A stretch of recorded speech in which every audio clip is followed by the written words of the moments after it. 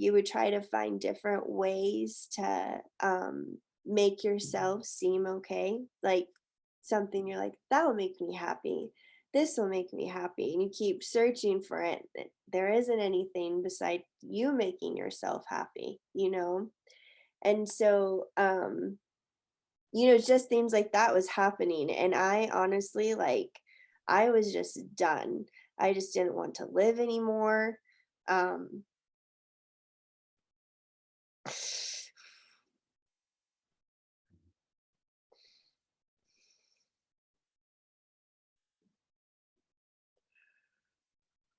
it was just hard. Yeah. And when you go back to think about it, you just realize how bad you were. And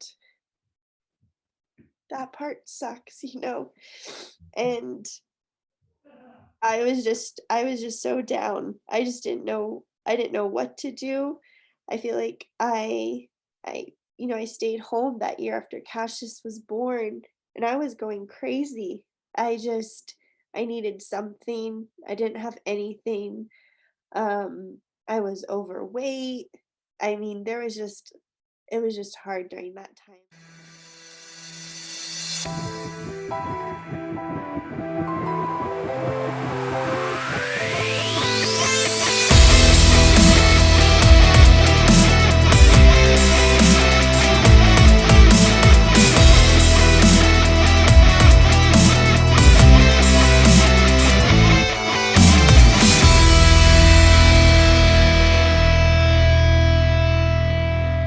Hello, and welcome to the Growth and Thriving podcast, where we celebrate those who have overcome great adversity and trauma and examine the tools and techniques by which people grow and create lives that feel like thriving. I'm your host, Dr. Jerry Sunshine Novak, and today I'm so excited to be talking to longtime friend, mother of four, a member of our online communities with the Facebook groups. And if you listen to previous episodes of the podcast, her spouse, Chad Myers, was a guest on our podcast as well. Today, I'm talking with Jade Myers, one of the very first people I met when I moved to Colorado from Florida. Welcome, Jade. Thank you. Thank you for having me. So I was very excited for this. How are you doing? I'm doing all right. How are you? I'm good, thanks. I'm good. It's Good. Friday, so that's this probably podcast won't be released until next week, but for everybody watching on Monday, sorry, it's Friday. No, it's good. And so Jade, what I wanted to do is when I was, I mean, I've obviously known you since about 2016 is when we first met. Yeah. And I know a little bit about your life and about your story. Mhm. But when I had Chad on the podcast, you and your story and your situation came up a lot too, and your resilience and your strength. And I think just from the three of us having a friendship. So what I like to do is have you just kind of talk to people about who you are and where you are now, and talk about as much as you want to your story of where you came from and how you got to this point. Okay. In any order you like, in any way that seems to make sense to you, but let's just get to know Jade Myers. Okay. A kind of, I mean, the story starts from the beginning, uh, like all stories do, but I'm going to go into a few things. I struggled with postpartum depression, badly, and that was back in 2016, 2017 timeframe. And then as my journey continued, as it comes down, I'll talk more about mostly my past year, because the past year I was diagnosed as bipolar 2 disorder. And so I also have I think it's called PMDD, and it's like premenstrual dysphoria disorder as well. And sometimes those two just don't go good together at all, because one medication makes you all the way over here, and or you're down. So anyways, I'm going to talk about those things because they're most recent that's happened for me. Sure. But going back to 2016, by 2016, I had 3 kids. Um, they ranged from Zeke was, how old was Zeke? I can't remember how old Zeke was. 2016, I'm gonna say that He was like, Zeke was probably 6 or 7. He's about Johan's age, right? yeah, he was six Yeah. or seven. Zenobia was 2, and Mhm. then Finney was 1. So it was at the right around the beginning of that year. And by the time I had the IUD in, after we had Finney in 2015, we're like, I think that's it for us. We're not gonna have any more kids. And so I had the IUD in, and everything seemed fine. And come December after Thanksgiving, I was feeling awful. I was throwing up. I was just like, man, this feels like when I was pregnant before. I'm like, I have the IUD. There's no way I can be pregnant. Like, I'm good. And then, lo and behold, took a pregnancy test and it said I was pregnant. I was like, there's no way. There's no way. And I ended up being pregnant. And honestly, like it started from that day. Like the day I found out I was pregnant, it was instantly like, what the hell am I going to do? Yeah. There's going to be 4 kids now, and 4 kids under the age of 6. Like that sounds hard. Yeah. I already had my 2 daughters close together. They're 14 months apart. So, and then my oldest was 4 years from Zenobia. So right now the age ranges, they're 12. Today's Zenobia's birthday, so she's 8. Happy And birthday, Ruth. yeah, and 6 and 4. But there's so many times that women are having kids that close together, and your body never gets a chance to heal.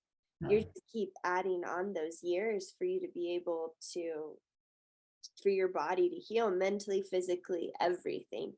And so from that day on, I knew I wasn't okay. I just knew my body hurt. I was miserable. I felt terrible.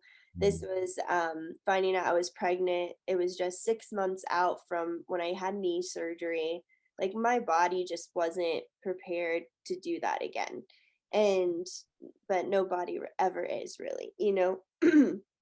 But and so going through that whole process, it was just, you just went through the days. You're pregnant, you're hormonal, you have a 1 and 2-year-old and a 6-year-old, lots happening right in the moments.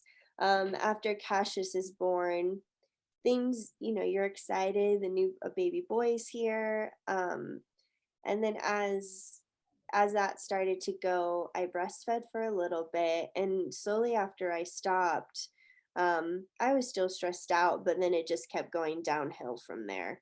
I would be stressed about everything. I would snap at stupid things. I can't even think of what they are because they have that much no significance. Um, I was angry at the kids. I was angry at Chad. You would try to find different ways to make yourself seem okay. Like something you're like, that will make me happy. This will make me happy. And you keep searching for it. There isn't anything beside you making yourself happy. And so, just things like that was happening. And I honestly, like, I was just done. I just didn't want to live anymore. Um,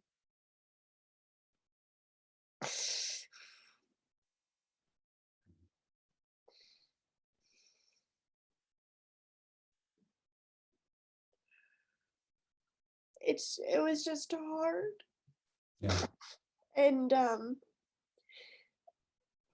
when you go back to think about it, you just realize how bad you were. And that part sucks. And I was just so down. I didn't know what to do. I feel like I I stayed home that year after Cassius was born, and I was going crazy.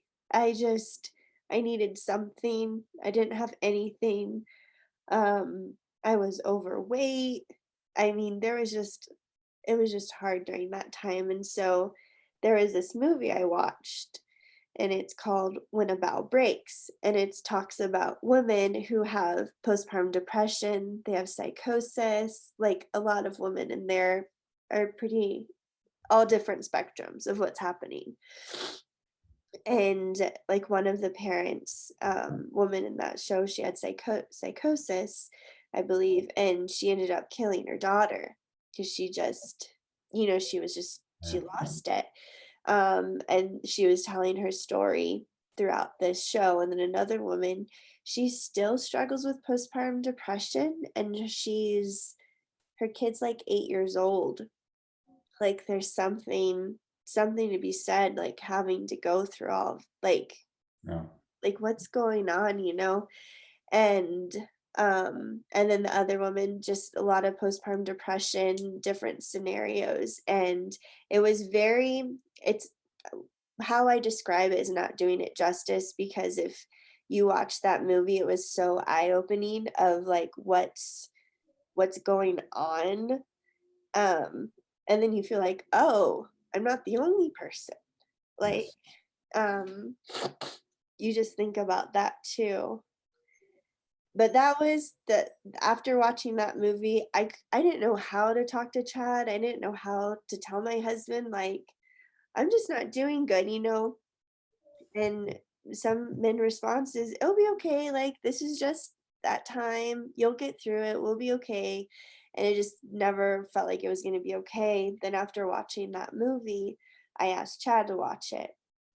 And after he watched it, he was like, oh, like shit, this is pretty eye opening, like the feelings and the thoughts. And you just, it sucks, but like during those times, you like hate your kids because you're miserable. So then you're trying finding something to hate. Yeah. And they're there. So that's easy for you. Um, and the kids are just hard. They're wild and they're hard. Um, but anyways, after that, then I started, Chad had gotten me into jujitsu at Prime, and that's where I met you before that. Yeah. But but that's where I was with there for a while. And um I started doing that, and I don't think it was right for me at the time. It just wasn't what I was looking for. And so I started doing some other things, and then I started doing kickboxing.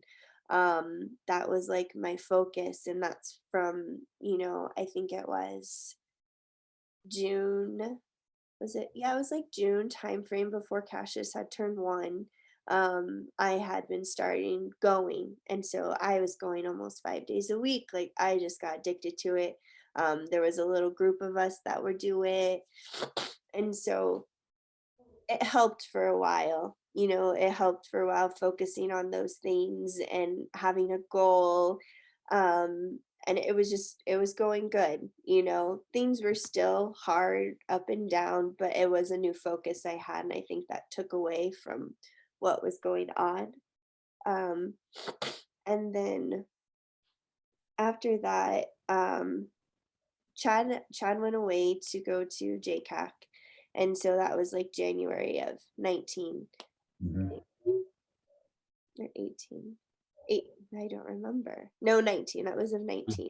Yeah. And, That was and when he was in Pensacola, down in yeah, Pensacola. Yeah, that was 19, yeah, 2019. 19. And so he went to Pensacola that February timeframe. And so I had done a Muay Thai tournament, and that was fun experience. I won my first fight that I did. And so that was exciting to see the progress I made from there. But Chad was going to be gone from February to September, and we had thrown around the idea of moving. So, anyways, we moved. We moved. The kids and I went down there to stay with Chad while he was going through school, and then we're gonna see where we're gonna go after that. While I was down there, I just got worse. It's like it went from here and I just flipped because then I just had myself. Chad was gone almost every day because you're doing study sessions before. Um, and so that was just hard being there with the kids are still younger, 1, 3, 4, and I think Zeke's 8 now this time. Um, and so it's just a lot with going somewhere new and doing those things, and going to the beach is not easy, as you know. Yeah. Yeah, with kids, I was like, who does this? This is terrible. Yeah. Bringing all your stuff. Yeah. Um, The pack mule walking onto the beach. Yeah, and then you buy a wagon and you realize, oh, there's sand wagons, and so anyways, when I was there, there are days that I would just lay around all day, and that's not like me. Like, I'm the type of person where I can't stop moving. I'm just doing stuff all the time. I would call friends and just talk about how sad I am, and I'm not sure I'm not sure if this is a good idea that we came to Florida, just being very lonely. I don't know if I made the right choice because Chad was so busy. Um, and then later, I would think about I just got more and more and more depressed. I didn't have anybody to connect with. Um, I was only with the kids all the time, 24/7, and the only time was when my family came to visit and friends. But it got to the point though where I was just so done. I would i would think of scenarios: where could I kill myself? um how could I do it so that nobody found me, so the kids wouldn't see it? Like, that was the scenarios I went through constantly, and they just didn't stop. And um however hard you wanted them to, they didn't. And then, like, from there, it's like, man, I'm going backwards again. I don't know what to do. Um, and so then, then I would like try to take the edge off. So then Chad's like, well, how about you have a drink? That might make you less stressed. So then you're doing that, and then that starts to become a habit. You're just doing it more often every night, instead of I wasn't drinking hardly at all. And then all of a sudden I was doing it every night. And then you would come and go and be done with it. And then we moved by September of 19, we're moving back to Colorado. Um, coming back to Colorado I went back to my old job, went back to Rocky Mountain Montessori. And then Chad had started a new job at Schriever. We were buying a house. We just had a lot of things happening during that time. And then, it was hard. It's hard to remember, like, now, like, what years are going by, because I feel like during some of the times you just black out because you just don't want to see what's going on. And so even coming back, like, I right now I don't remember what we were doing. Like, were we going to a gym or what was going on during that time? Um, I know Chad went to Gracie Baja for a little bit. yeah, I went there for a little. Yeah, that's right. Because then it goes into 20. Yeah, we started going there for a little bit more, and Mhm. then by March, COVID hit, and then Right. everything changed. For everybody. Yeah. And I didn't have to stay home because I worked at the school I worked at, childcare license, so we stayed open the entire time. Um, and after we stayed open, I mean, that was my focus. I was doing that. I was directing there. I was a teacher in the elementary classroom.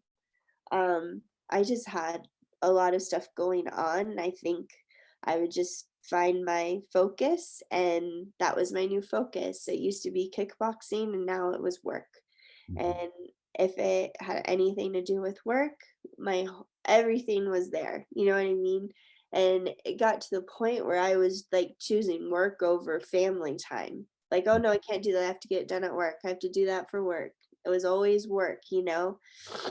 Um, and by that summer, starting in March, by April, I started not feeling good again. Um, and yes, that's okay. I started not feeling good again. And then I find out I've missed a part. After I had my tubes tied, after Cassius was born in October, I had very heavy periods. They were Mhm. so heavy that I would have just clots, and it was constantly. And I had that up until the summer of 2020. And so I was anemic, what come to find out by April and May of 2020. I was anemic. I had already been anemic before. I was anemic a year before that, actually, before I was getting ready to fight in that tournament. And I was anemic again. So I was just feeling, you're just tired and emotional. Like, I don't know, like how do people, when you start to hit anemia, do you have a definition of how they start to feel, or? Yeah, I mean, it's just, yeah, it's like everything has a lot of inertia, right? Like there's a lot of weight you carry around, and then that gets exhausting. And so people Yeah. get what they call anhedonia, right? Like just there's no joy, nothing brings them Yes. happiness, right? It's not even accurate to call it sadness because you're not sad about anything. It's Yeah. just a lack of happiness. It's just, Yeah. yeah. It Yeah. just feels like you're doing everything with like a weight vest on. Yeah. Yes. Yeah. Yeah, exactly. And then by that time, that's summer 2020. Um I'm going through that. So I'm anemic, and then I have a few infusions done in June. And when I have those done, you do, I think, two of them, and that just seems to like boost me back up, because I've always tried the iron pills, and every time I've tried them, I just throw up. I don't Mm. know what it is. I can't take that pill. And so it just makes it's just hard.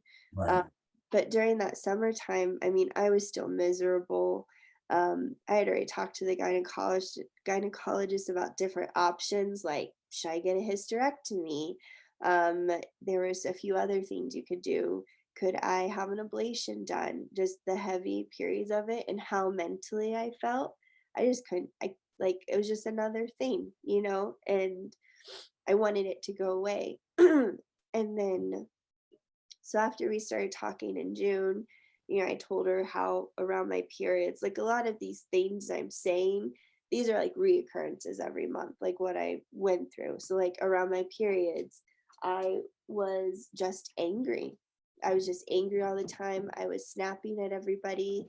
Um, it just, it just didn't stop. Hold on. Mhm. Yeah.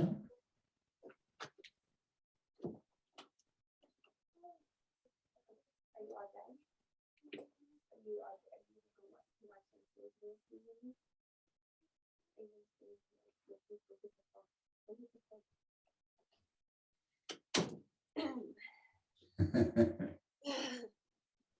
But trying to think. Oh, in June, I went to the gynecologist, and she prescribed me some, I think it was serotonin. Yeah, not serotonin. Maybe that is serotonin for PMDD. I think it's serotonin. Okay. Um, and so she described that or prescribed that for me. So I started taking that. Oh, I went from 0. I mean, I probably thought I was at like a 10 or something, 1 to 10, and then I went from 0 to 1,000. I was crazy. Like I was even worse. I was mean. Shut the door. Don't let the dogs in. Turn it down, okay? Um, I was just crazy. I remember flipping out on Chad. Like I was just ready to get up and leave. And that's how it was all the time. That's all I would ever say. Every time, every month, I'm leaving. Something I was some I was being so many dramatics, poor Chad. Um, and then after that, I ended up having the ablation done. Um, and that was in the end of July. So I had the ablation done. You takes up to like six or more months to see if it works or if it doesn't work or what's going on with it. Um, and then after I had, sorry. No, you're okay. Hi, Cassius. um, so I had the ablation done, and after talking to the doctor about the medication for PMDD, she realized like, oh, that's not really working for you.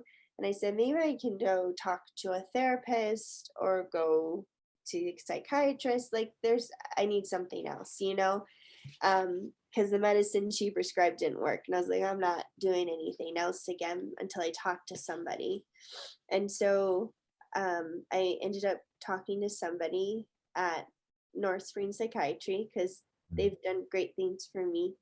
Um, and I had a therapist, and then I talked to the psychiatrist, talking to her from start to beginning about how I was in high school versus how I was when I had my first child. Because even Ezekiel, he's 12 now, so I was 22 when he was born. And even after he was born, I go back and it's like you realize how like crazy you were then too. Like you couldn't handle anything what was happening. And so she talked about the psychiatrist that some of these things don't come to light until after something's happened. You've had a child, like different life circumstances. And and so that's what she talked about with the bipolar disorder. And then from there, um, everything changed the whole last past year, Mhm. um, it's been a ride.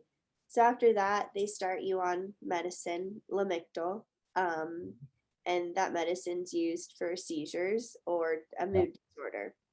So I started taking that. Well, with that medicine, you have to do small increments. Otherwise, you can have really bad side effects, a rash, severe rash, death, different types of things. So every time you go up in medicine, you would go up every 2 weeks. Well, every 2 weeks, this was August 2020 where I started the medicine.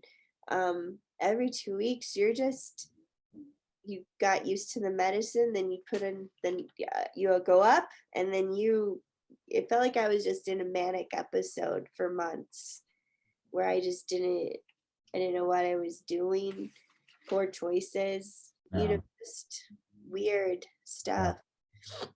um I still had the depression though, still with increasing the medicine. I still had depression, I still had the suicidal thoughts. um I I genuinely, gosh, this I genuinely just still I didn't want to live. I would always say to one of my friends at work, and she would talk about stuff, and I'm like, well, if I make it that long, she's like, you gotta stop saying that. But I meant it, that whole summer. It's what I'm like, man, I have no joy. Yeah. I still feel like I don't have that joy still. But anyways, so you do all the you keep going, medicine increases, talking to the therapist to help you through all those different things. Yeah. So it was a lot of helpful tools and how to handle certain situations. And with learning from the therapist, one of the things was that I was the yes person. I would say yes to anybody. Mm. I would my my happiness didn't matter, it was everybody else's happiness. What can I do for someone else? And so still going through those medicine increases. I think those stopped by January, the medicine increases that we were having. And so by that time, um, I had started pushing people out of my life because it was too hard to say no. It was too hard to say no to people, so then you started pushing people out. Um, Isolate so they don't ask anything. yeah, Yeah. exactly. Mm. Yeah, exactly. And so, I pushed out like one of my, she still is, but I pushed out one of my best friends, Mhm. and I didn't know if we were ever going to be friends again. I was just so overwhelmed by everybody. I was just stunned. I didn't Yeah. want to talk to anybody. I didn't want to see anybody. Um, it was just rough. It was rough. Um, and so by March time, I was going through this phase where it, it was just Chad and I were focusing on each other. Um, I just pretty much pushed everybody out. I just didn't Right. want to see anybody, didn't want to talk to anybody. And then, still talking to psychiatrists and stuff, someone had told me, I don't remember who has told me about ketamine treatments. They had Mhm. mentioned it before. And so I had asked, I'm like, is there a way that I can do that? Like, is it an option? Is it, and can I do pill form, or is it this way? It was another psychiatrist who had recommended it to me from another practice. So But I think that that might have been me. yeah. That talked to me a lot about Yeah, what was going that on. probably I was it. spoke to him about the ketamine Yeah. treatments. And so that was you. And and since I started ketamine in March of 21. Yes. And that the depression thoughts have gone away. Yeah. Not the suicidal thoughts. Right. Suicidal thoughts, the depression. I mean, it really has changed. Can you go open the door, Cassius? Can you go open the door? It's just changed how those feelings that I've been having. Um, you can open it, bud. And that went away, but I'm still struggling. I'm still struggling with finding that joy. I don't feel like I have joy. Mhm. um and I'm not sure, like, is that my medicine, or is it me? I still feel like I have so much Right. to work on, and it comes and goes in waves where you're okay and then you're not okay. um a few months ago, I was just on the edge of being anemic again. So, I don't know if it's other things happening, but Yeah. And that's sort of, I think that's the reality of living, right? Like it's we're always works in progress, right? We're never yeah, done. And it's like you have to first manage what's most threatening, right? And the depression, the suicidal thoughts, and you know, um, tendencies that are compromising family connections, right? Those things have to be managed first. yeah, Right? You can't be searching for joy or figuring out how to have joy when yeah, you're suicidal, on a regular basis. But then, there's also a lot that goes into it. It's, that's the thing. And anemia is a great example, right? Like a lot of people in the mental health world and just in general, want to say, well, you just kind of like switch your thinking and focus on gratitude. And I'm all about focusing on gratitude. But if you're iron depleted, if you're legitimately dehydrated or malnourished in some way, you're just not going to feel good. Like that's a foundational piece. yeah, Yeah. exactly. So Yeah, so what stands out to me a lot, Jade, is having known you. I mean, we've had, times where we see each other and then periods of time where we don't. Obviously, we were in Pensacola and whatnot, but back in 2016, talking about how depressed you were at that point, and you got, I appreciate your authenticity and your courage because you got very emotional here talking about it, but no one, I don't think anyone would have known back then. You know, you looked like a superwoman. You always seemed happy. And I knew you weren't, because Chad, I'm like Chad's private psychology Wikipedia. Yeah. He would just grab me and be like, hey, you know. But so I knew that there were things going on both for you and for him. Yeah. But when we would get together, you would never know. Yeah. And there was part of me at like back then that was wondering, like am I just a wimp? Because when I'm depressed, like I can't put on a show like you did. Yeah. Yeah. And I was like, man, she must be handling this depression really well. Like she's amazing. Yeah. Yeah. But the difference, you know, is like just in this few minutes today, even over Zoom and not in person, watching you tear up about it and have some emotion about it feels closer, right? It feels more connected than it did back then, where I kind of knew stuff was going on, but every time we saw you, and you and Chad are people I love, but it just felt like there was like a wall up, you know, and you couldn't reach through it, you know. Yeah, I just didn't, I didn't know what to do. Yeah.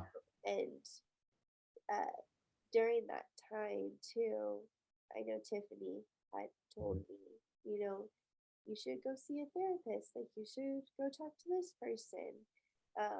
And so I always thought of it, but I never chose to like seek the help. Right. And it wasn't until I like had reached like I got nothing left to fix me. I think thankfully now it's not like nobody wants to know about mental health issues. I know sometimes it still affects people in different fields, but I think it's good that people now are being more open to it, or like seeking it more. A lot of things I think people are looking up to is like their diet. Like, that's something I had to change for myself too. Like, after I had cassius, my cortisol level, I had no cortisol. I'd wake up with nothing. Yeah. Right. And my inflammation was double what it should be. I had high cholesterol. Like, I was just, oh my gosh, bad. And then and now I still struggle with certain things, like, if I have too much sugar, I like go into a spiral. And I think that's the hard part. What thing I'm struggling with right now is finding the right foods that aren't going to put me in a bad mental state. Right. Because and I think I'm getting terrified of it, because it's like, I don't want to be crazy today. Right. Like, I don't want to suffer from that the next day. But like you said too, I did put on a front.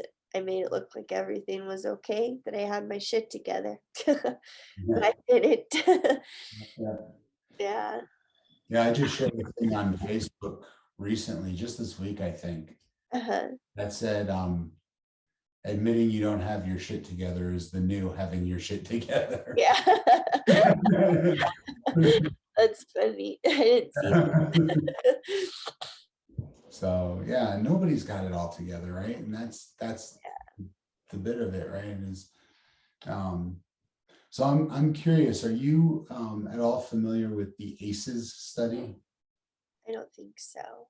Okay. So just for the benefit of the people who are listening and watching, like I was, before we started this podcast, I knew much of what you talked about because you and I first met in 2016. So having started there, I was around for a good chunk of it, and most of it I heard through Chad, right? Yeah. But I was aware of it, and it also strikes me as like how out of resources he must have been to recommend having a drink. Yeah. Right? That's not his not that he cares if people drink, but for him to recommend it just to feel better, he must have been fresh out of ideas. Like, Yeah. you know, um, but so so I'm saying that to say that I don't know anything about you. I know a little more about Chad, but nothing about you prior to that. I don't know what your childhood was like or your upbringing or anything like that. But a lot of the things you're saying about inflammation, about cortisol, about bipolar 2, kind of are making me think of the ACEs study. So the ACEs study is the largest public health study that was ever conducted. It was done by the CDC in conjunction with, I think, Kaiser Permanente. I might be wrong about that, but I think it's Kaiser. And I don't know, tens of thousands of participants. And ACEs, ACE stands for Adverse Childhood Experiences. And what they found was the more they identified specific adverse childhood experiences. And some of them are pretty obvious. Some of them are things like physical abuse and sexual abuse. And but there are things on there like the absence of a loved one, either through death or divorce or like imprisonment, if they were in prison, that kind of thing. Some of them are things like psychological abuse, like if somebody was just overly cruel to you, even though they weren't physically abusive. So anyway, I think there's 13 of them that they identified.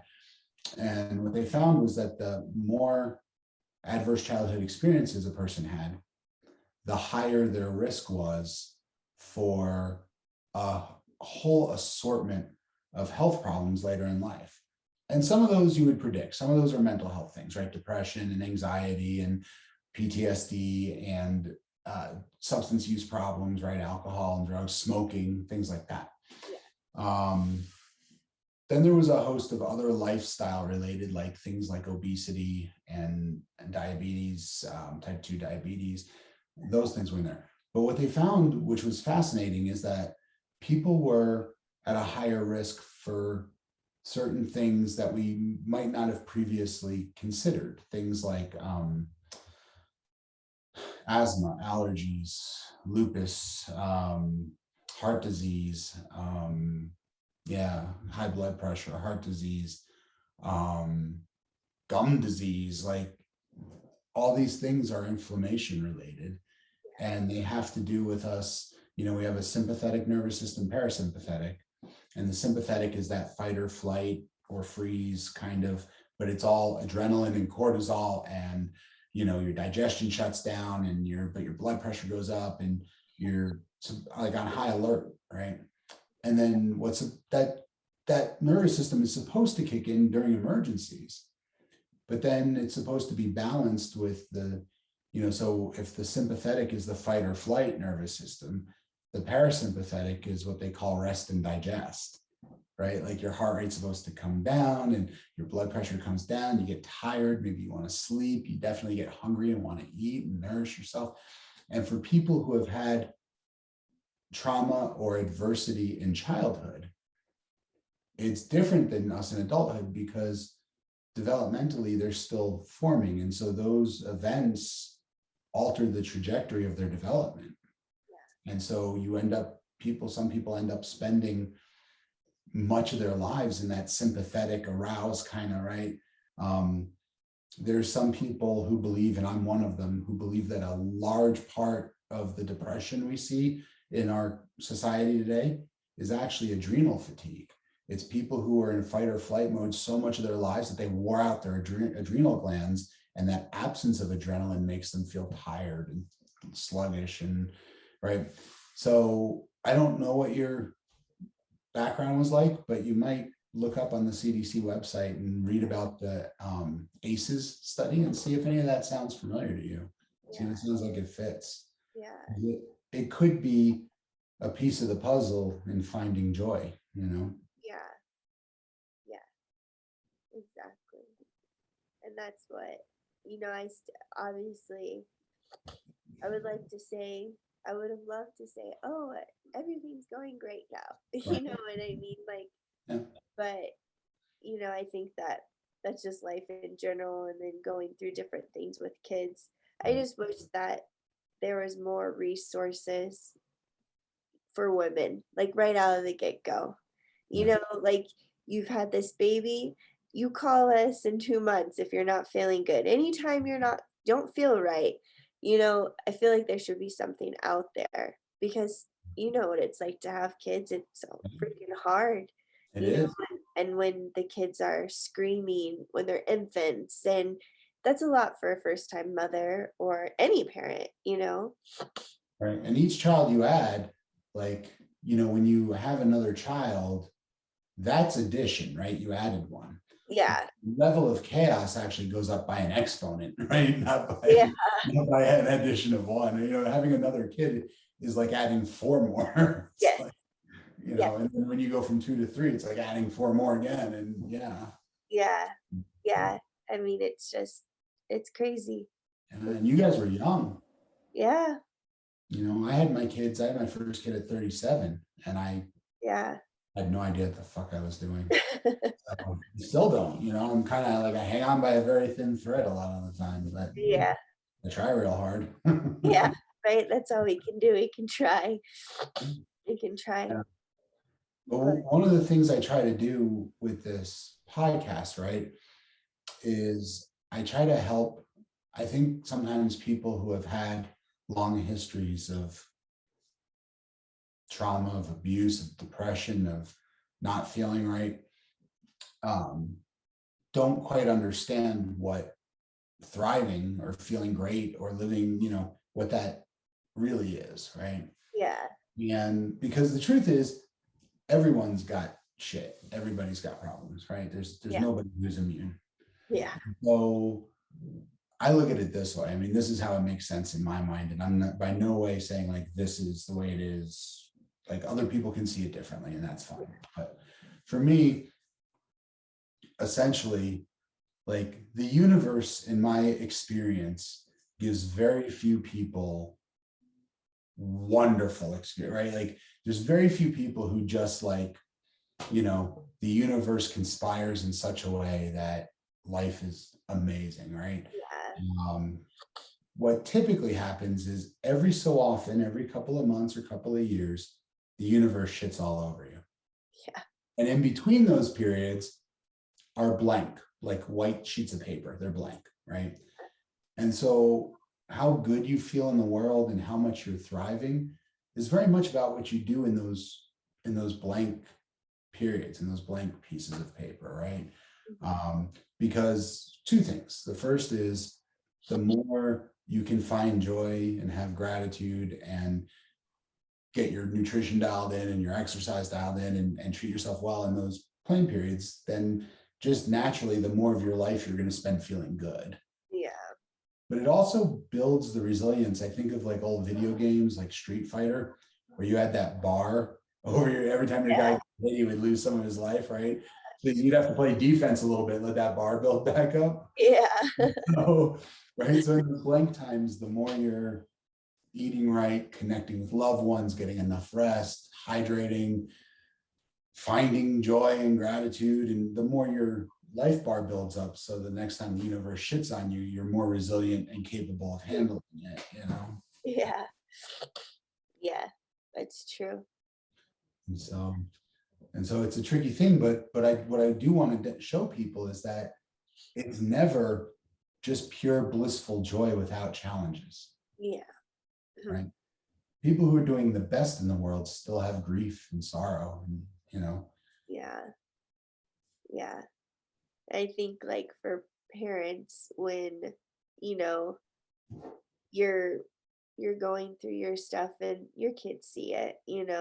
Um, but then there's those moments where they say something. Of course I can't remember. Novia said something the other day and you're like, dang, that's my kid. That was nice. yeah, It's not like to a stranger. Like right, the one thing like with the kids is they're so open to anybody. They'll talk to anybody, they want to say hi to somebody. Oh, what's going on with them? Like, what are they doing? What's wrong with them? If they have a crutches or whatever it is. But I just think when you have those moments, you're like, okay, even though I feel like my world is ending, at least their world's still going on. You Right. know, they're Yeah. happy. Yeah. So, Right. And so, yeah. And so my hope for you is that you can get to a point where you don't need to preface it, right? Like you don't need to qualify it with, well, my world may feel like it's ending, right? Like you can yeah, just, just you live. just don't even have to compare it to your world. You can just sit back and take pleasure in it. You Yeah, know? yeah, that's right. It's good words there. Yeah. So I'm wondering how this experience was for you. I know you were on Chad's podcast, but Oh, that was a few years back, and you were still kind of in the middle of everything you just talked about.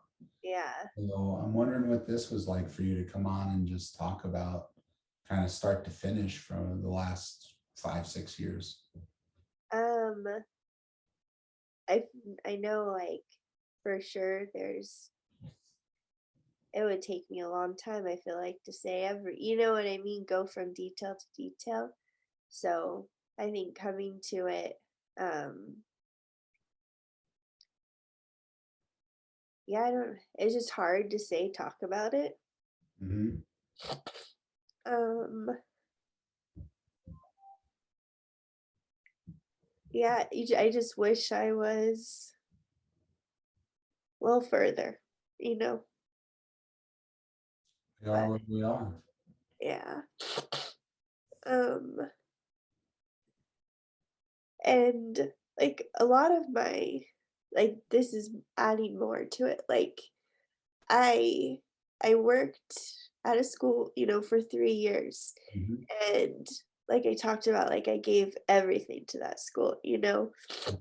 And towards the end of it, it just got so bad where you you thought you were helping, you thought you were doing so much good for it, but the other person saw none of that, you know? It was that things like that, I think over the past 2 years have Right. really just shit, you know, that really took a dump on my stress and stuff.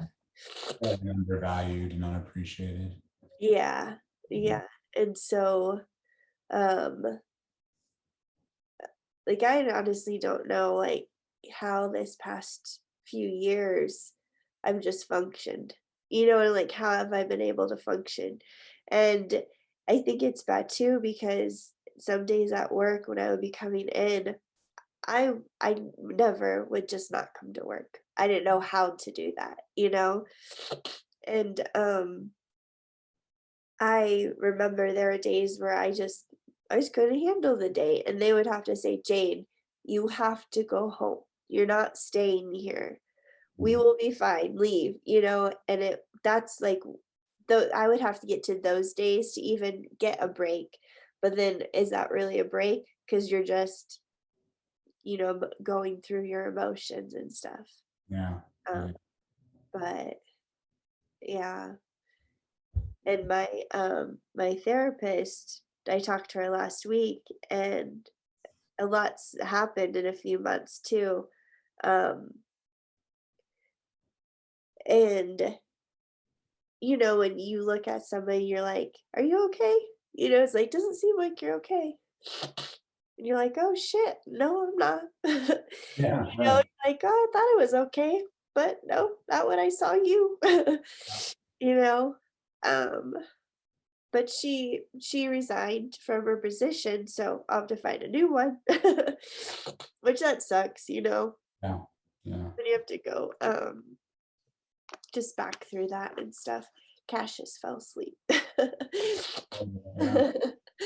Um, but, you know, going through that and then, like, at my work, I was always, like, the front person saying good morning to the parents, helping the parents, you know, it's a small school, but 60 families, so there's a lot for you to do. Yeah. And and so after a while, you start realizing, they're like, "How are you doing?" And my answer was like, "Oh, I'm okay." Like, it's been that's been my answer for a long time. And it's like, man, maybe can't you just say like, I'm good? It sounds like you're so depressed all the time. Like that's what I'm having my talks to myself, you know? Mm. And and that sucks that you start to realize those little things about yourself. Yeah. And that you're just trying to make it through the next moment to the next, you know? There was something else I was gonna say, but I forgot. Forgot what it was. That's okay. Yeah. You know, at the risk of sounding therapist-y, I have a hard time turning that off sometimes. Yeah. But at the risk of sounding therapist-y, you know, another piece that sort of jives with that ACEs study is you said a bunch of things that sound like, um, you know, they sound like they fall into the domain of self-compassion. Uh-huh. So, you know, you have a tendency to find an area where you get external, you know, you get approval from an external source, which by the way, like, I'm not one of those people. There are people who will say like, oh, you know, it only matters that you know, love yourself and screw at other people. I get the sentiment. I see what they're coming from, but we are social beings, right? And so having some, not everybody needs to love you, but having some community where you feel welcomed and wanted is important. And so I'm not trying to deny that. But from kickboxing to work to Chad, there's been a lot of instances where you talk about throwing yourself into the relationship with him, into the kickboxing, into work, and sort of getting, you know, approval from an external source, getting a sense of being wanted and valued, right? Uh, And being really hurt in instances where you felt unwanted or unvalued. But you talk about like your internal dialogues and your internal decisions as being kind of cruel. Like I don't know if you would treat anyone else on planet Earth, right? That like anybody else who needed a day off from work, you'd be like, take a sick day. yeah.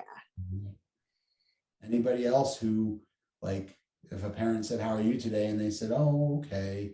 You know, anybody else who said, no, it's okay. Like, you know, it's all right to be out. Like, I get it. You don't want to dump all your problems on a parent at work or whatever. That's not the place for it, but it's okay to be kind of honest about things. Yeah. Yeah. Yeah. I think I've been more honest. And you know, like reading through stuff, one of the things, I can't remember what it was, but pretty much talking about, you know, people who want to stay in your life will stay in your life. And this is who I am. This is the raw part that you don't, you know, some people don't want to see, or they just don't want to be part of. And that's fine. Like that's a-okay. But then I think sometimes seeing the raw part, you're like, oh shit, you know?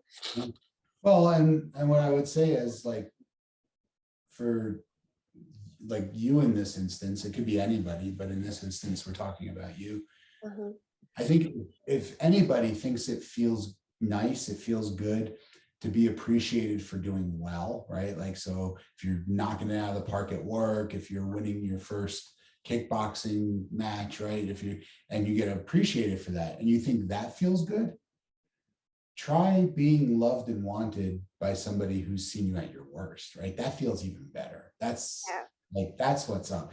The problem is you can't have that unless let people see, and not everyone deserves to see the real you, right? But the Yeah. right people, Yeah. right? If you can't let them see what's real and what's happening, then you can't have that amazing experience of that's actually, and as a mom, you know this with your kids, that's actually what it means to be loved unconditionally, Yeah. is that at your worst, you're still loved and wanted, you know? And so, you know, it's nice to do well and be noticed for it and to win prizes and have medals and trophies and have people praise you for, but you see this all the time. Like if you're into, I think it happens, it's more obvious maybe. I don't know that it doesn't happen in other circumstances, but it's probably more obvious in sports where there's like individual sports, right? Like, so like MMA is a good one, like mixed martial arts, right? Or boxing or whatever, where you have somebody who trains, and not that they don't have a team, but here they are training to be a champion, to be a champion, to be a champion, to be a champion. And they win a belt, right? They win a champion, they become champion of a weight division. And it just doesn't fill the void, right? It's not there. If you do you know Elliott Marshall? Yeah. Yeah. So Elliott Marshall has a great podcast too called the Gospel of Fire. It's also the name of the book he wrote. And so Elliott was a MMA fighter, and he's a jiu-jitsu phenom, right? He's been to ADCC and achieved all kinds of incredible things in Brazilian jiu-jitsu. And that's one of the things he talks about on his podcast is like, because he's interviewed, he trains a lot of MMA fighters. He trains Curtis Blades and trains Neil Magny and a lot of those guys. And he's always saying like, okay, so you win the title on Saturday night. What happens on Sunday morning? Yeah. Right? Like, be the champion of your family, be the champion of yourself. It's great to succeed in your career, and if MMA is your career, by all means be a champion, but don't let that be the thing, right? Because that goes away quickly. And and I think now too is like when I think about stuff, like the one thing is hard for me when I felt a lot better when I gave up social media, like not seeing things on there. Because then once you start seeing things about a person, you're like, oh, I wonder what they're doing. You know what I mean? Yeah. Or you start caring. Or I don't do this, but I have other friends who like, well, I sent them a message and they didn't respond. Or this person didn't like my photo. What's going on? Stupid stuff like that, where I just don't want to care. I don't want to know what's going on in your life. And maybe that was me protecting myself, just closing myself off. There was a few people that during those like times that I would talk to, but it was very few, but like you're saying, you only wanted to let in a few people. Right. The right people, right? The right people. Yeah. And some people are lucky to have a lot. Some people only need a few. Yeah. Right. As long as the number's not 0, I don't think it really matters, right? Like whether you were 20, right? Yeah. Yeah. So I lose my train of thought a lot lately. I lost it. That's okay. That's all right. Yeah. I feel guilty. I went on a little rant there. Maybe No, you're fine. you. Oh, you're fine. It's good. It's good to hear it. Sometimes you just need to hear it from other people, That's the part that sucks when certain situations you want to hear it from somebody else instead of your spouse or whatever. Yeah, it just struck me as we're talking, so so one of the things, like, so I don't pre-script the podcast at all, right? You can attest to that. We spent 10 minutes before we started of just like, hey, I'm going to introduce you and you tell your story. And aside from that, I don't do a whole lot of like prep or here's what we're going to talk about, or because I like it to be organic and I like it to be authentic. Yeah.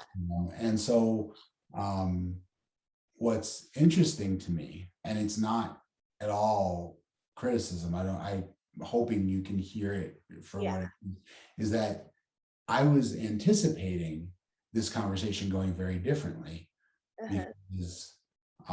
because to me, from where I sit, like I get that you're still working on things, and nobody's ever done, right? And you're young, right? You're in your 30s, like,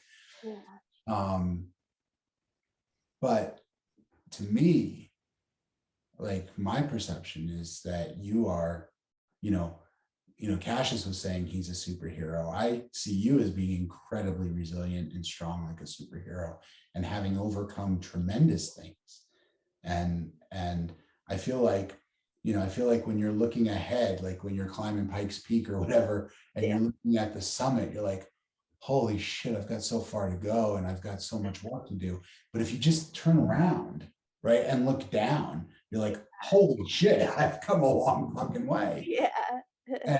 And that's what I see, and so I gotta tell you, I was almost like kind of anticipating you talking about having gone through really hard times and being like, oh yeah, things are so much better.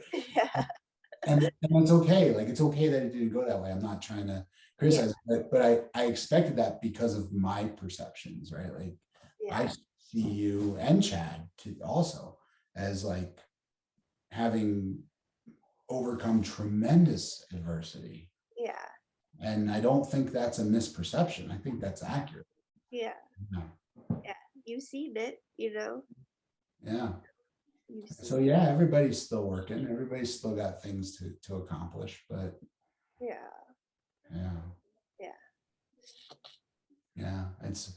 I'll tell you what, at some point, I want to have you back on because what I'd like to do is I'd like to talk to you again when you're in a place where you're more willing to give yourself credit for the things that you've overcome. Yeah.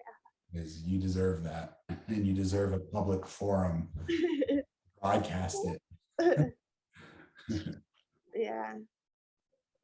Hopefully I'll come there mentally, get there sooner than expected.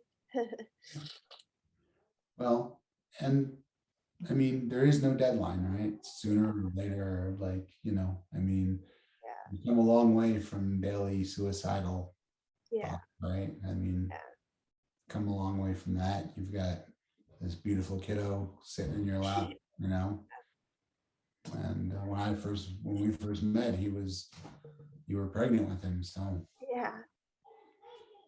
I may have met you a little bit before you were pregnant with him, I think. Yeah. So. Yeah, because I mean, I would go there and go to the gym and see you guys. I wasn't doing it. I would say hi. Well, but I met you at your house first. Oh yes. Yeah. Yes, we did. So we came over and hung out. Yeah. That was fun. So. I have a cat on the desk. Always. That's what cats do. Dogs and cats. Yeah. I don't have cats, but I've got 2 dogs and kids, and so it's like that too. Yeah. Just trying to think if there's anything else to share,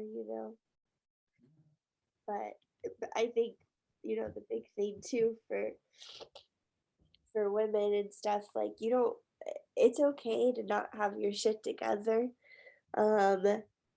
It's okay.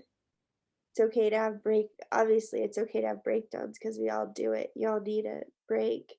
But if someone judges you off of you not having your shit together, then that's not somebody you need, Not your person, right? Not your person. So move on to the next, if you can. Yeah. I know it's hard for people to do that, but as I get older, I mean, so I have the benefit of having had some like honest to goodness education in this area, right? And so I went to school and learned all about the research, and I specialized in areas of diversity and gender, and so I looked at a lot of that.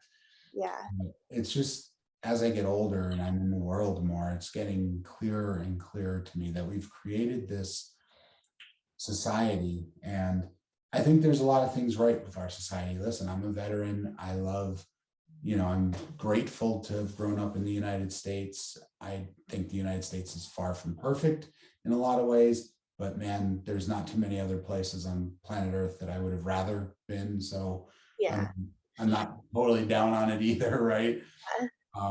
But our society, and I think a lot of societies are like this. I don't think we're unique, but we've created this environment, and I want to preface this by saying, if you look back through history, like, I don't think what I'm about to say, I don't think we've had like evildoers twisting their mustache and their black hats creating a toxic society. I think it came from people coming from other countries, having nothing and having to build a life and going through the Great Depression and going through multiple wars, world wars, and so I think people always did the best they could, right? That's my sense, is everybody's always done the best they could with what they had. But we've come to this place where women are, sort of so objectified, and it's very easy to be like, oh, they're objectified sexually. But even in cases where they're not necessarily being sexually objectified, at least not overtly, like they've just become, the root of the word objectified is object. They've become objects where they're just not allowed to have any sort of human-like, kind of qualities, right? You're not allowed to have bad breath in the morning, not allowed to have your hair be a mess, not allowed to, right? Like, I once heard someone say, and I think it's absolutely true, that if every woman in the United States woke up tomorrow morning, looked in the mirror and felt happy about who they were, that it would absolutely devastate our economy. Like, we would never recover. Yeah. Between cosmetics and hair dyes and corrective clothing and surgeries and therapists, and right. And so our society in a way hinges on women feeling like they're not good enough and having to, and conversely, men have it a little better, but like, we're allowed to break down, but we're only allowed to break down if it looks like anger and aggression. Yeah. Right? We're allowed to get into fights. We're allowed to scream and yell and curse. We're allowed to break things, but we're not allowed to cry. We're not allowed to need some compassion. We're not allowed to, experience shame and, be authentic and real, and, not allowed to wear a coat if it's cold, not allowed to carry an umbrella if it's raining, right? All those things are sissy, but you are allowed to be, and you're not even allowed to be happy. If you're a man, you can be okay, or you can be angry. Yeah. Right. And if you're female, generally, you're allowed to be one of those things. You're allowed to be okay. Well, every man you encounter tells you smile, it's pretty, Yeah. So I think socially we've created these dynamics and the courage to like come on and be real, like you just did. And what I'm trying to help create a vehicle to show people is badly needed, right? It's badly needed.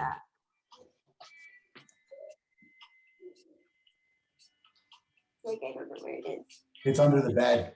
Oh. He pushed it under the bed, I think.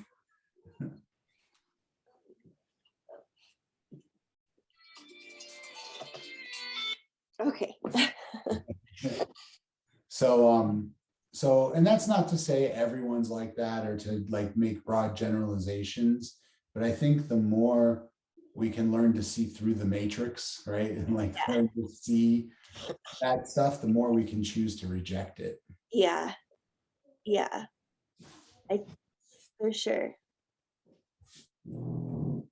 And, this is another thing that it's, I think of little things like for me, I used to going through the medicine increases. Obviously, sometimes you get other side effects. So I've had panic attacks now, or used to never have those, or I've got anxiety attacks, or I just worry about weird things, I still like constantly have weird thoughts in my head, and I just tell myself like, oh, you need to get that go away.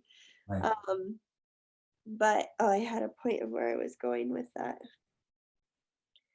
Is it happens to me all the time. I just lose it. I had something and I lost it. No, that's okay. Yeah. I don't know. Well, I'm gonna try to, hopefully this feels like a gift, because I think when we're trying to get our well-being dialed in, and I use the word well-being purposefully, right? Because I'm not, I think there's a time and a place for specialists, right? Like if you are, doing jujitsu and you get your knee torn up in a heel hook or something, you need an orthopedist, right? Like that's how you want. And I do think that if you're, having suicidal thoughts and you want to talk to somebody who's well trained to handle difficult content like that, right? So a therapist of some sort. But when we talk about feeling good on like as our general day-to-day experience, I think well-being kind of covers it, because it's got to be all of your systems: your immune system, your digestive system, your psycho-emotional system, your social network, your musculoskeletal system, your cardiorespiratory system. They all have to be cared for, right? Yeah. And so like when you talk about having panic attacks and sometimes having these anxious thoughts and other things, I think for a period of time, right, it's almost like it's like playing chess or like jujitsu a little bit, right? Like when you're playing chess, like sometimes you give up a piece to like further your strategy. Yeah. In jujitsu, sometimes you take a risk in order for a later payoff, right? Yeah. And so I think sometimes on the road, especially if you weren't raised with like, here's how you take care of all these different systems, right? Yeah. Which most of us weren't. We certainly weren't raised with, here's how you take care of your emotions, right? We've been raised with, here's how to like take care of your physical being, but not your emotion. I think, so I think for a while, it's got to be like some decision making has to be like, well, instead of like, well, now I got these panic attacks, I have to get rid of those. It's like, well, I'm sort of faced with the choice of panic attacks or daily suicidal thinking. Panic attacks are a step up. That's right. At some point, I'll be faced with the choice between panic attacks or just some like nondescript excessive worry and anxiety. Well, I'm going to take the excessive worry and anxiety or the panic, right?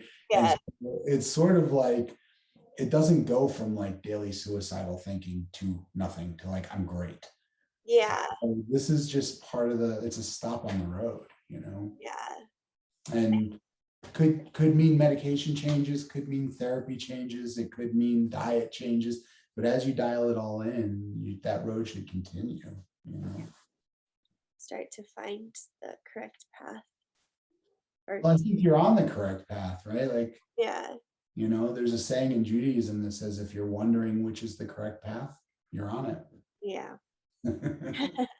Yeah. You're right. So like, I know it's very appealing to be just outcome based. Like, well, I have this vision in my head of what I look like healthy and I'm not there. So I'm fit, Yeah. But I think sometimes it's really important to have like a process focus and be like, well, 6 years ago until now, I've overcome a lot and I'm doing a lot. I'm better than I was. And no, maybe I'm not done, right? Not ready to rest on my laurels yet, but I can give myself some credit and value myself for the things I've done, and that I'm continuing to do. Yeah, I need to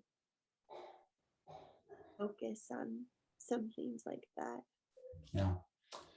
Well, I'm going to give you, aside from the ACEs, I'm going to give you one more thing you can look up. And I'm giving it not just to you, but I imagine that however many people listen to or watch this podcast, I'm going to imagine that every single one of them will benefit from this resource. Yeah. And so there's a website called selfcompassion.org. So it's self-compassion with a hyphen, self-compassion.org. And it's the website for Dr. Kristen Neff. Neff is her last name, Kristen Neff. And she is, most people know Brene Brown, right? Most people have heard of Brene Brown. Kristen Neff is to self-compassion what Brene Brown is to vulnerability and shame. Okay. And she's got tons of resources on that website, tons of things you can read, a newsletter you can sign up for. The other thing she has that's kind of interesting is an assessment you can take. Okay. See, because self-compassion has a few different domains, right? And one of those domains we talked about is called common humanity. Do I treat myself the way I would treat any common human being? Oh. Right. And, one of the domains is, there's 3 domains. One of them is common humanity. One of them is, I think, kindness versus self-criticism. Okay. And I think one of them is over identification. Okay. So like when I do things wrong, do I over identify with the error as part of my character? Okay. And you can actually take this assessment and get like honest to goodness scores. Yeah. Like areas where like, oh, well, maybe I need to work on that, you know? Yeah. And you might be surprised to find out through your experience how intimately linked something like self-compassion is to something like bipolar 2 disorder or panic attacks, or right. There's a ton of research, but there's also a ton of anecdotal and experiential evidence that increased self-compassion, and people get worried, like, no, if I'm too compassionate with if I'm not hard on myself, I'm going to lose my edge, or I'm going to get soft, or I'm going to be complacent. And the research doesn't support that. You know, the research actually suggests that people who practice self-compassion achieve more than people who are hard on themselves. Yeah. You know, they did a study at some university, and it was one of the higher, like maybe one of the Ivy Leagues, I don't remember. It was a hard university to get into. And they took groups of people and they gave them a vocabulary test like you'd see on the SATs. And it was designed for them to fail. It was supposed to be a hard test. Yeah. And with one group, they coached them on self-compassion, like how to talk to yourself about not that it's okay that you failed, like it stinks that you failed, but it's okay. Everybody fails a test once in a while. That kind of compassion, right? Yeah. And the other group, they didn't coach at all. And the assumption was that if they didn't coach them, that they were more likely to be critical, right? You're not, in research, you're not allowed to coach people to be critical on themselves because it's unethical, right? Yeah. It causes psychological harm. Yeah. But the idea was, if we don't say anything to them, just a control group, that most of them are probably going to go home and be like, oh, I'm such a fucking idiot, I can't believe. They're going to be self-critical. And then they allowed them to retake the test, and they measured how much time and energy each group put into studying for the retest. And what they found was the self-compassion group studied way harder than the other group. Oh, wow. And we think the reason is because if every time you open up the book to study, it just reminds you of what a fucking idiot you are and how you couldn't pass the test, and how we get motivated to avoid it. Yeah. Where if it's okay that we failed. We just got to kind of buckle down and rethink our study strategy. It's not a threat to it's not shameful, right, to approach it. And so self-compassion has been linked very closely with improvements in other areas of mental health. Yeah. So check out that website, and hopefully there's a couple of tidbits in there that you'll find useful. Yeah. No, it's self compassion, or no, self-dash. What's the email again? Or the website, selfcompassion.org.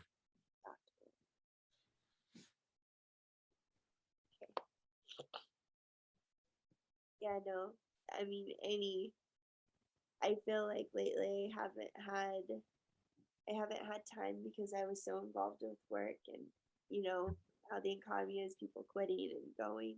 Sure. And so I haven't had a lot of time of talking to anybody, really. You know, I had taken a little bit of a break. I had talked to my therapist in August, October, and November. Like, it's only been a few, and you can tell just from like that gap that in some ways I've gone down, like being a little more uplifting about myself. But so just hearing this information at times, you know, you just don't have any more resources. Right. You're just sitting there like, I don't know today, and I don't know tomorrow either, you know. So it's nice to have resources, because I'm not a resource finder. That's Chad. Yeah, that is Chad. Well, you have me, and you can always hit me up on Messenger or text me or whatever, always, anytime. Thank you. I do. I love you and I love Chad and I love your children. And, even when we don't see each other too much, you guys are, in my eyes, are family to me. So Yes. you can always hit me up. And I'm so appreciative that you came on and spent some time talking about this. My hope is always that this podcast is helping people in general. One of the reasons I chose to do it is because when I started coaching, switching from therapy to coaching, Uh-huh. I had a real dilemma between like feeling like, with my training and experience that my time is valuable and wanting to make a living doing this, but Yeah. also understanding that like there are some people who could really benefit from some of this information who just can't afford a private coach. And so this podcast is one of the ways I try to put information out in the world at no charge, right? It's on Spotify, it's on Apple, it's on Google, and it's on YouTube. Yeah. And that way people can have some value from it and learn some things. And if people wanted to contact me and ask questions and then that's fine too. But I wanted to have resources for people who might not be able to afford the luxury of a one-on-one coach.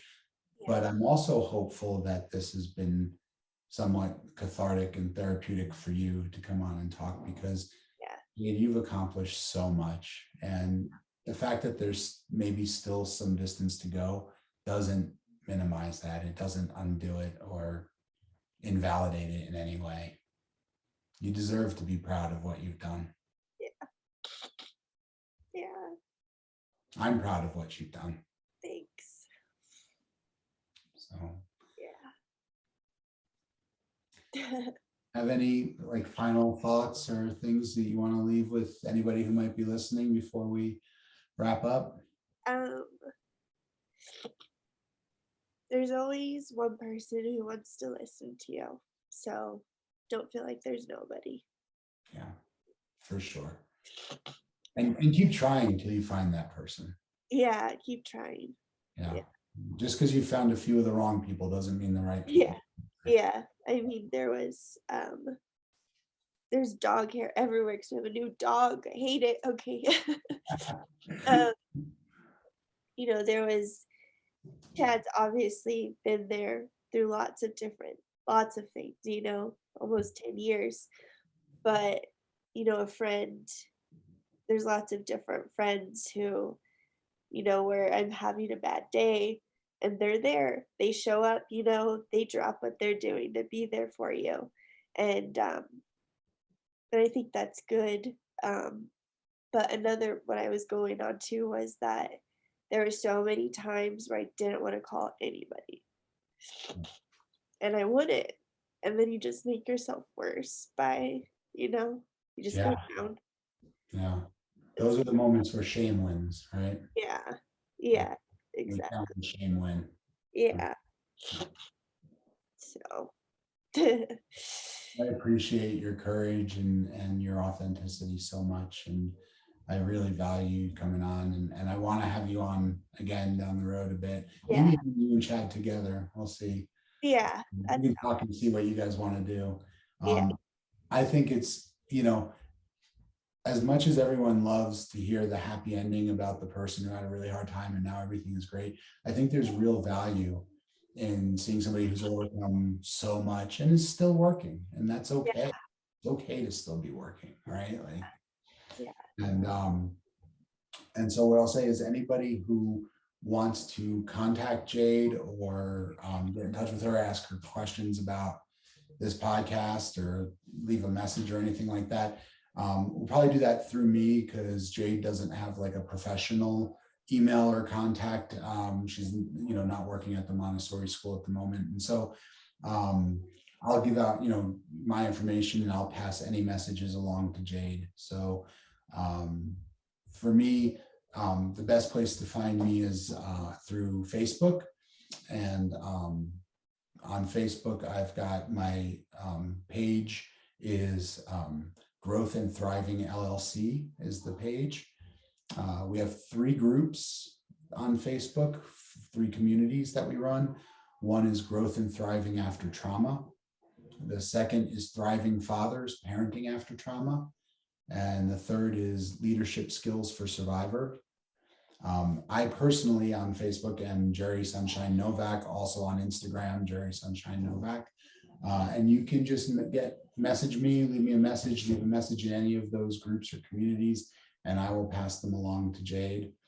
I want to thank Jade for her time, which is, I know, a valuable commodity. And I want to thank everyone who devotes their time to listening, whether they listen on Spotify or Apple or Google, and certainly for anyone who watches the podcast on YouTube. The YouTube page is also Growth and Thriving LLC.